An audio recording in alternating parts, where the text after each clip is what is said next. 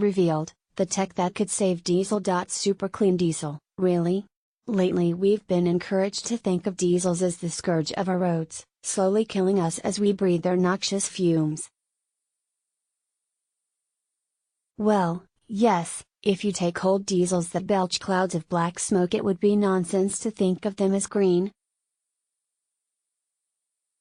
But engineers at components supplier Continental believe they have cracked the conundrum, developing a 2.0-liter VW Golf Mk7 GTD that emits 60% less NOx along with a 4% improvement in fuel consumption and a subsequent reduction in CO2 compared to a standard car.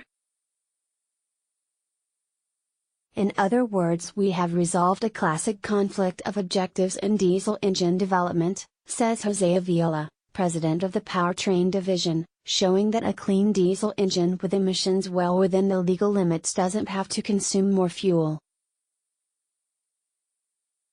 How to clean up modern diesel engines. This solution combines a suite of systems that are already available. The first step is replacing the standard injection system with Continental's PCRS-5 piezo common rail injection, operating at up to 2500 bar. Combined with dynamic valve timing, it is possible to perform multiple, very precisely metered, injections per cycle, with a minute amount of fuel injected after combustion. This is ignited only when it reaches the catalyst, accelerating catalyst warm-up time. This has important implications because the catalyst only begins converting NOx above a certain temperature. Secondly, a 48 volts hybrid system based on a belt-driven starter generator is used. The 15 kilowatts electric motor not only allows braking energy to be recuperated and stored as electricity in a small lithium-ion battery, but can also assist the internal combustion engine during short, sharp bursts of acceleration, reducing the peaks in NOx that are a feature of diesel engines under sudden, heavy throttle. The 48 volts system can reduce NOx emissions by a further 3% over and above the reduction achieved by post-injection.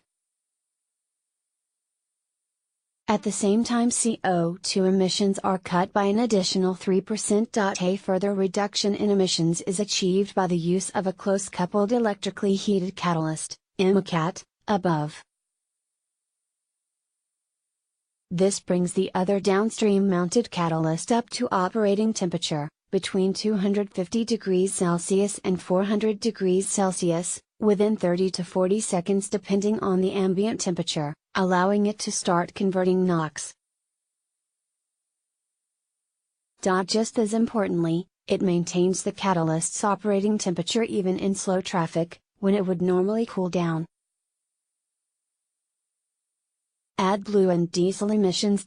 As the power is supplied by the lithium-ion battery, there's no drain on the car's 12 volts system or impact on fuel consumption.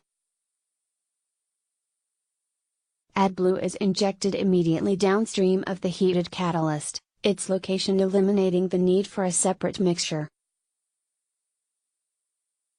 The heated catalyst reduces NOx by a further 14%.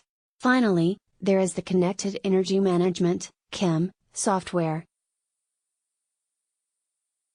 The beauty of CEM is that we can implement a more energy-efficient driving strategy simply by using an improved database, explains Dr. Oliver Mywald, Head of Technology and Innovation at Continental.